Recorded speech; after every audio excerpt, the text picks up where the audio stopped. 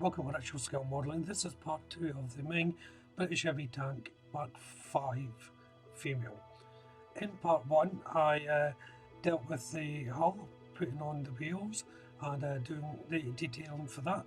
In part 2 I'm going to be pressing on with the build and putting it all together, more paint work, and hopefully I'll get to the end of the build on this part. So let's jump into it. So I got to this point and I decided I wasn't going to show the interior. This was after putting on these little canisters. I just thought I'd prefer it to be closed up and seen it in the wall instead of going into the interior. So I'm going to start work on the interior of the hull. There's not much more to be done in any case, but I didn't do any, so unfortunately I can't show you it. So now I'm beginning to attach the bottom part of the hull, the belly of the tank. The slope and diagonal part goes in first, and it just sits in a nice little recess, and there's two little location points for it to fit in. And as you can see, once it's glued up, it just slots in quite nicely. You may want to leave off until you put in the other main belly part, if you feel more comfortable doing it that way. But either way, it should all fit together. And now making up the guns for the tank. There's 6 in total, and I've already painted them mostly on the sprue. So the colours are 08 matte black, X10 gunmetal from Tamiya, and Rebel Aquacolor 86 olive brown. The matte black is for the little gator that the barrel sits in. The gunmetal is obviously for the gun, and the 86 olive brown, that's just for the housing that sits around the actual gun. I did initially paint the ammo, and that's painted in a brass colour, but I'm not highlighting it because in the end I took it off because I decided not to show the interior. There's no point in doing it if you're not showing the interior, because you just won't see that portion of the weapons. So for the housing, it's quite a simple matter for the rear and forward guns. This part is just the panel with 2 doors laid onto it. Now again, these doors you can have open or closed, but because I'm not showing the interior, I'm having them closed. Making up these panels are a bit tricky as well.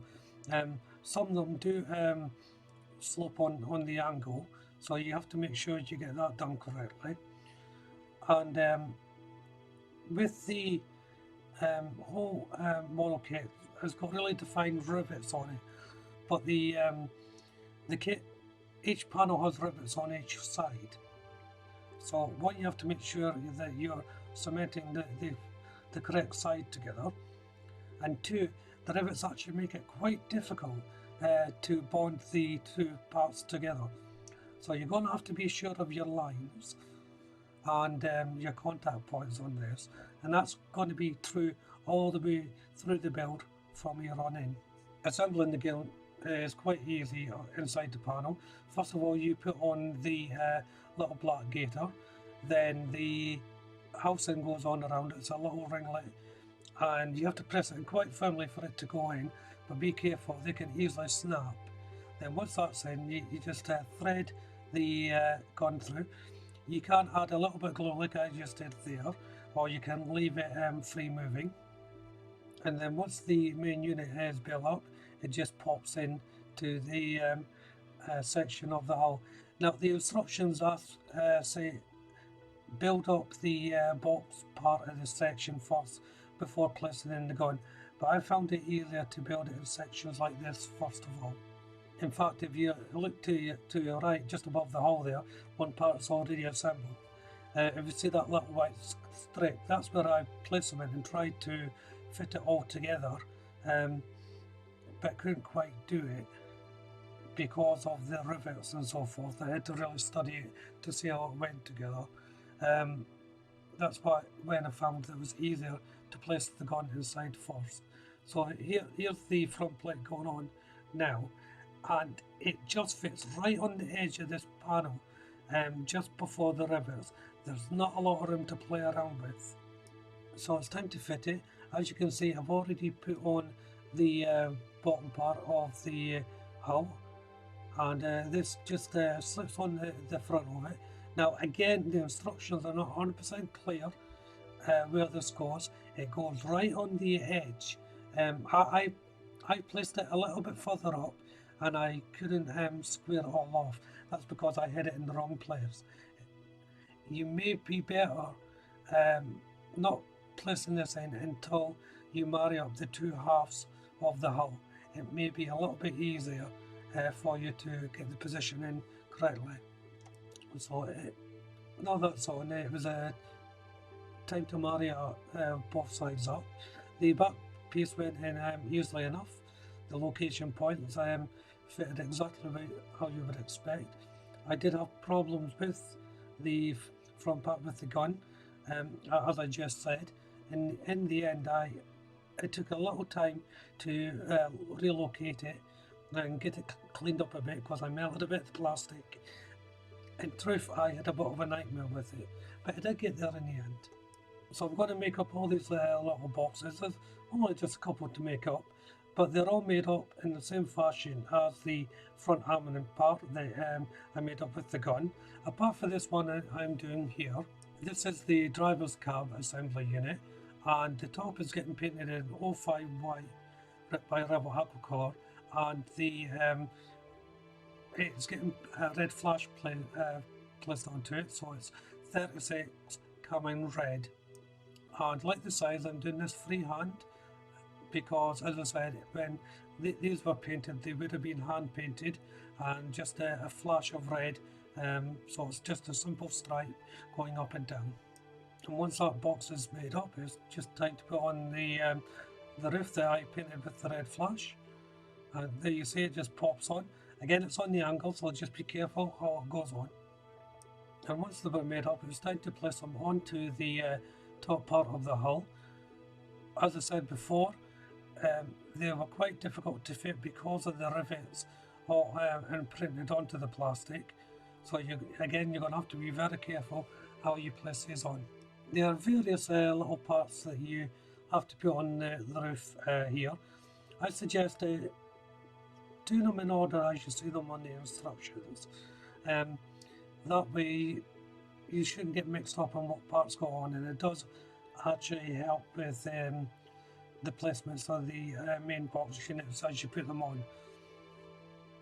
And try to get these brackets and so forth in the right position as well, because there's other braces that fit onto these brackets. They're there to support the framework at the top of the tank, and they really need to be in the proper position.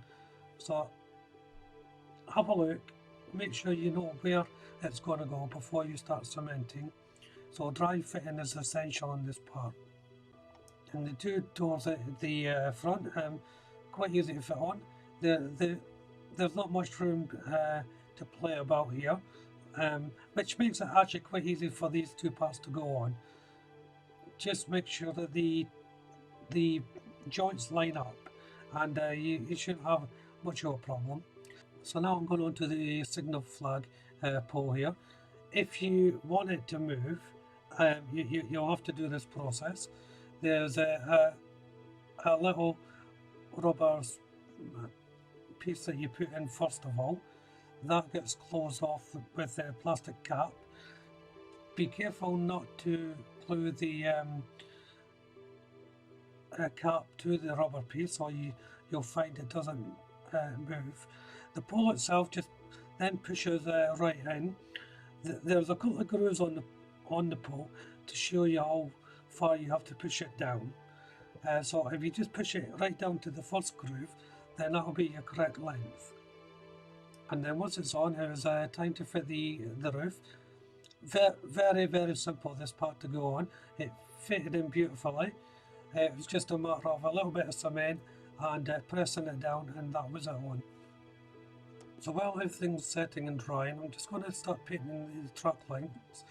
Now this is a mixture of brown 75% and silver 25%. I can't remember what paints I actually used to mix this colour up.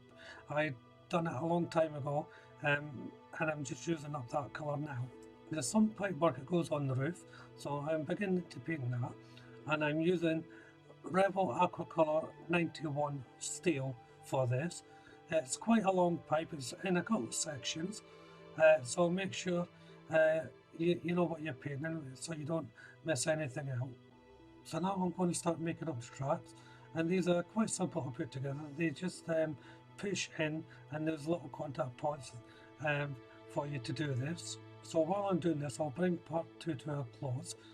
I'm just going to build all these up. There's 91 in total. I'll dry fit them and see how they go before finally placing them on. So if you haven't done so already, why don't you check out the channel for my other builds. Subscribe to that channel, hit that like button, and of course leave a comment. But for now, thank you all very much for watching. Bye bye.